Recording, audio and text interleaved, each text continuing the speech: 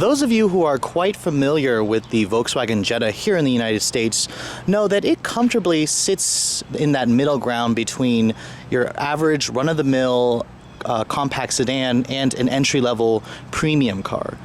Now, when the MK6 Jetta came out, Volkswagen knew they wanted to attract more of those buyers. How do you do that? You slash the price significantly. That new Jetta meets that target price with this model. This is a 2012 Jetta S, which you may not actually know is this S model isn't even the bare bones model.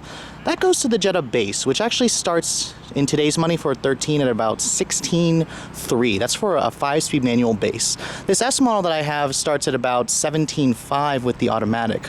Or I'm sorry, with the manual, 18.5 for the automatic transmission. Now, the S model represents just that basic model to reduce the price of this car, and Volkswagen used this model to advertise that low price, which is one of the lowest starting prices in the segment, I must admit. Now, what you don't know is there's one piece of engine technology in the Jetta S that makes that all happen. I'll get into that in a moment. Now, this particular one that I'm showing you is a 2012 Jetta S. It's got the 6-speed automatic transmission. It is missing the sunroof option, and it does have these 16-inch wheels from the SE. All the other S models usually come with the 15-inch Steelies with hubcaps. From the front, you can see this one's just a plain platinum gray exterior, no fog lights. It's got LED daytime running lights, halogen headlights. You even have black side mirrors and no integrated turn signals in the mirrors. That used to be a Volkswagen Jetta hallmark. Overall, the exterior-wise, it looks very plain. It's definitely designed to attract more of just the mainstream buyer and attract them to the Volkswagen brand. Now, looking at the interior of the Jetta S, you're also going to be equally disappointed if you're one of the Volkswagen Jetta faithful. Stepping in, this new generation is quite roomy for the class, so that's one thing, or one area of improvement that you'll notice. Smart entry is not even available on this trim, don't think about it, but you do get keyless entry. That's included in the S model. If you go for the base, it doesn't give you keyless entry. You can see here just the standard Volkswagen Jetta gauges. This particular one has an aftermarket touchscreen head unit, so ignore that. All the other S models will just have the same kind of the old Radio Shack style graphics and just the older Volkswagen head unit. You can see that's the 2-liter 4-cylinder engine that dates all the way back to the MK3 Jetta, which I'll show you under the hood later on in the video.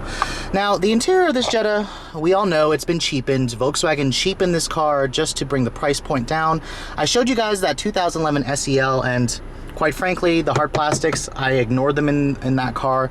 I'm noticing the S model, it's kind of, the cheapness is kind of amplified even more in terms of the basic model. You can see here, the SEL had like aluminum, look trim here. This is just hard plastic. You still surprisingly get an aluminum door handle, so that's nice. The door panel is all hard plastic.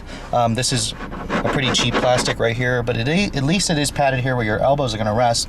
One area that I was surprised to find, automatic up-down windows for all 4, even the backseat passengers, so that's nice that they included that at least.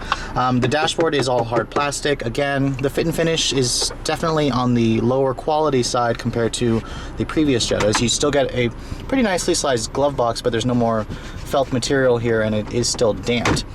Now, one thing that most of you may not know, this S model does have air conditioning. If you go for the base model, which starts at 16.3 for a 5-speed manual, you don't get air conditioning. You also don't get power mirrors and no keyless entry. So for those of you who are looking for the cheapest compact car on the market, you're gonna have to deal with no air conditioning, which is, I believe the Jetta is actually one of the last vehicles to not offer it.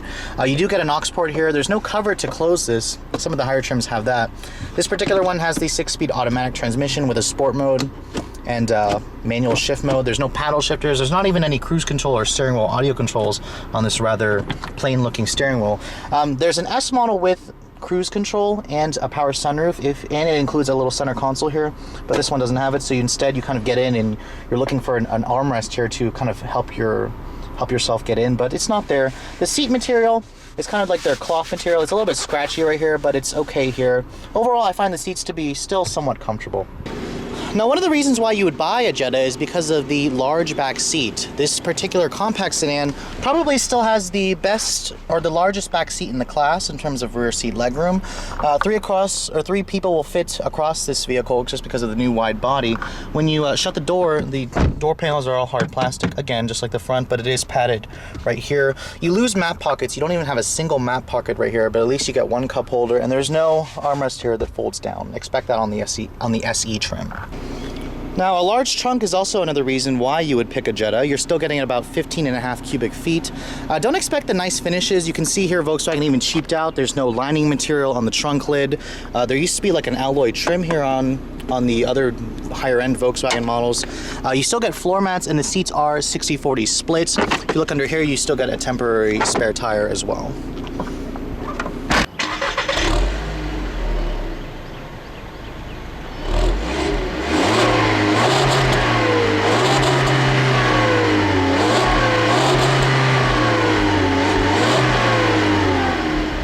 And then, of course, when you get under the hood, don't expect to find a hood strut. Volkswagen has switched over to the cheaper prop. And then what you're looking at is an engine that takes you back in time. This is the company's old 2-liter, 8-valve, iron block 4-cylinder engine. This engine dates back all the way back to the MK3 Jetta, which is from the 90s. Now, here are the numbers today in 2013, or 2012, this is a 12 model. 115 horsepower and 125 pound-feet of torque. It runs on regular gas through the 6-speed automatic or the 5-speed manual. This automatic is actually rated at 23 city, 29 highway. Rather paltry numbers for an engine with only a measly 115 horsepower. Most Jettas will have that 2.5, which I showed you in that 2011, but this one doesn't have it, obviously. It's the base model. Let's take a look at how it runs with the 6-speed automatic transmission.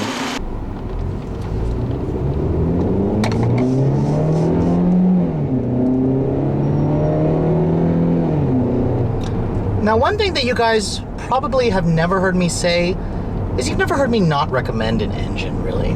And I gotta say, this thing falls into that category. The 2-liter engine, for God's sakes, was a good engine back in the 90s, but today in 2013, this is just a paltry and appalling amount of power for this car. And I gotta say, it's one of the slowest new cars I've driven today in terms of a gasoline engine only. That is with my foot to the floor. You can see here I had the transmission in sport mode, but we're not really going anywhere in a hurry. That was with the to the floor in sport mode. With 125 pound-feet of torque, it's got a nice higher number for the torque number, but this car weighs about 3,000 pounds, and I gotta say it's severely underpowered. I would say 0 to 60 times are about 12 seconds for this car, so Prius drivers are going to be smoking you at the light with the 2-liter engine. And then with the gas mileage at 23 to 29, you're not exactly saving any money at the pump.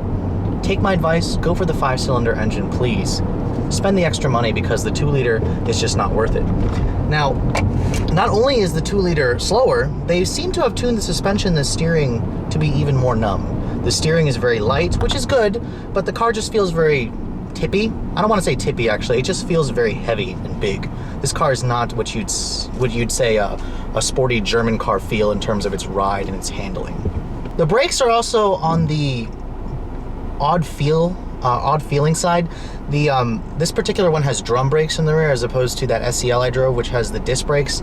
The pedal just feels very squishy. It feels over boosted, and it doesn't feel very confidence inspiring in terms of the brake pedal feel. And then, of course, with such little power, you will be dipping into that throttle all the time, which is why the gas mileage suffers. Although I must say, when you initially hit the throttle, the engine does rev relatively smoothly. It makes a decent noise, and the additional torque output from the 2-liter engine makes the car feel okay off the line. It's just when you are actually trying to pass someone, when you're dipping into the throttle, then the car just seriously lacks any power. Now, when you actually aren't trying to accelerate really hard, can catch up to the speed that everyone else is driving, the Jetta is a quiet car.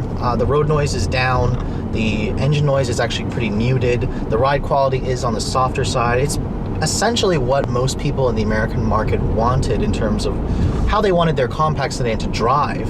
Unfortunately, That's really the only strengths that I can see other than the large back seat and the large trunk that this generation offers. Visibility is also pretty good. You have a low hood, you have a relatively thin A-pillar, you have big side mirrors, you have big side view mirrors to actually see what's around you. Overall, the Jetta is kind of that car that you just drive because you needed cheap wheels. Now they've basically turned it into that vehicle.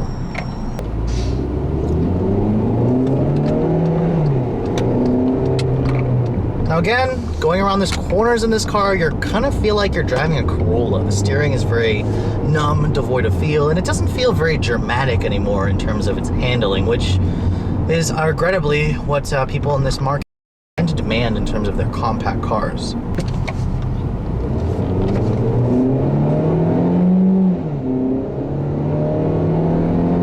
Shaking my head from disapproval, I know. So that brings me down to the conclusion of this video. Should you put a Jetta S on your list if you're shopping for a new car? I gotta say, probably not, at least for me.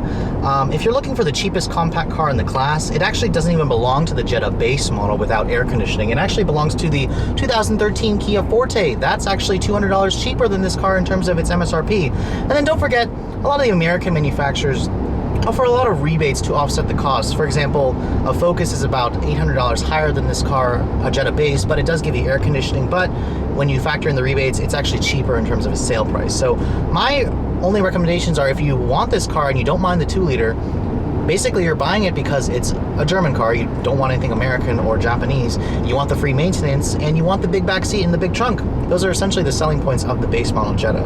So with all that said, I hope you guys have enjoyed my overview of this 2012 Jetta S. Make sure, if you're looking for the cheapest car on the market, to look at other cars first, because I gotta tell you, this 2-liter may not have enough power for you.